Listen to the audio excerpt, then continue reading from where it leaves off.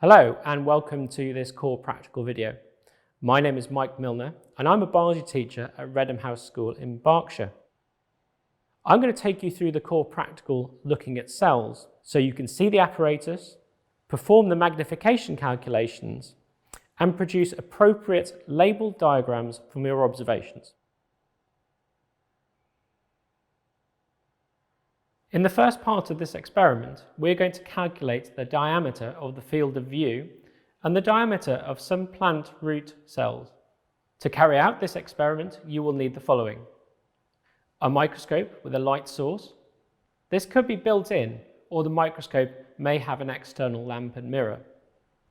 Some prepared slides. A transparent ruler. Switch on the microscope and make sure that it is set to the low power lens, which is the smallest lens. We're going to look at the ruler under the microscope first to demonstrate how wide the field of view is.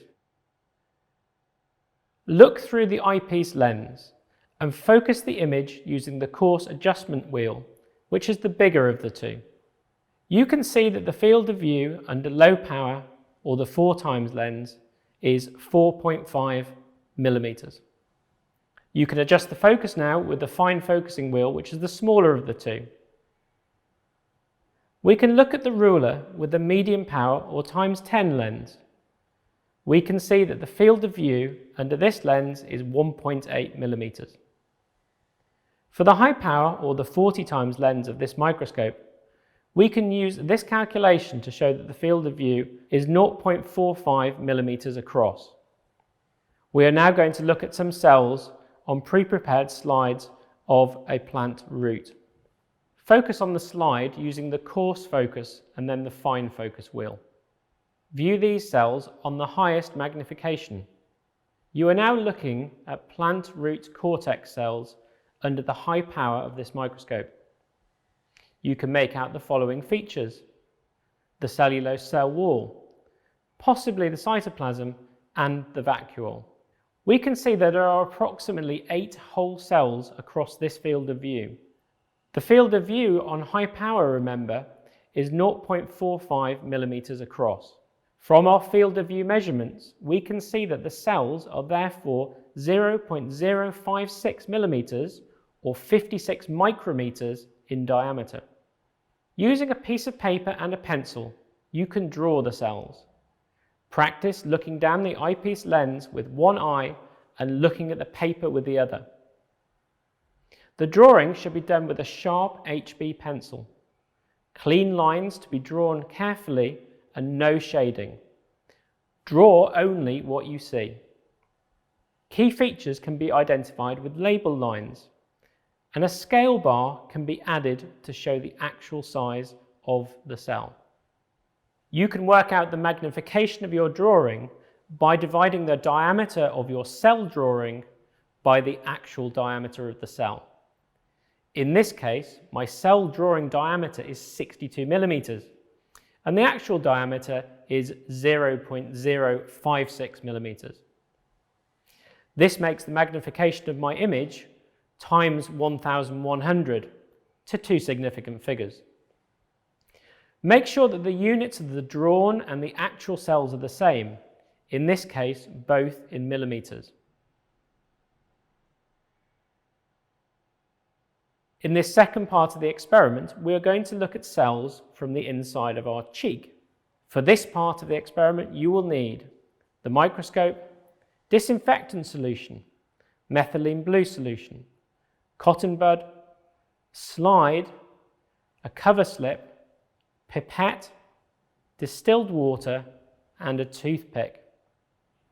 As this involves putting a cotton bud inside our mouth and then using the tip on the slide, we need to be careful to wear gloves and dispose of the cotton bud hygienically and promptly in the strong disinfectant solution at the end of the experiment.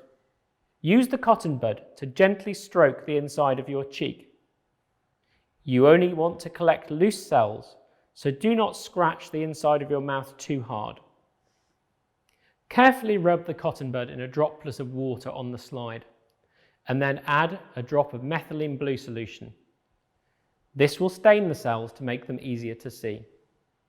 Place a cover slip at the edge of your cell sample on the slide at 45 degrees. Lower the cover slip gently using a toothpick. Try to avoid trapping air bubbles.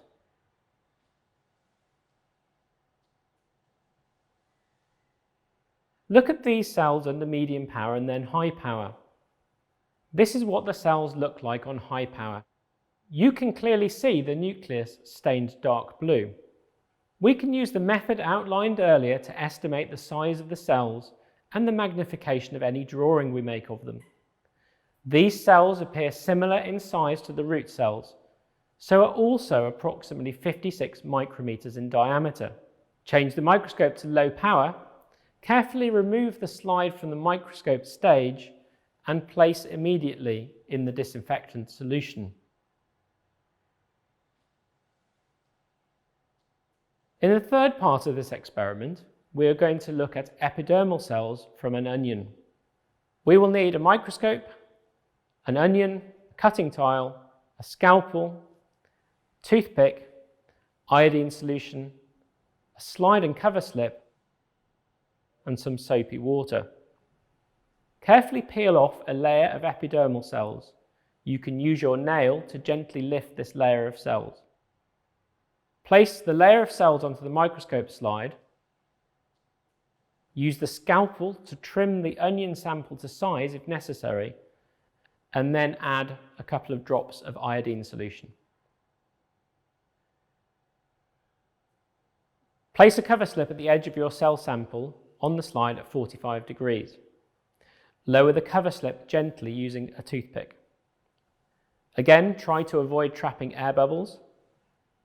Remove any excess solution with a tissue, which should be placed immediately in a bin allocated for disposal. Look at the cells under low power and then high power. This is what the cells look like on high power. You can see the cells joined together by their cell walls. We can use the method outlined earlier to estimate the size of the cells and the magnification of any drawing we make of them. There are approximately 1.8 cell lengths across the high power field of view, so they can be calculated to be 250 micrometers in length. Change the microscope to low power, carefully remove the slide from the microscope stage and place immediately in the wash solution provided.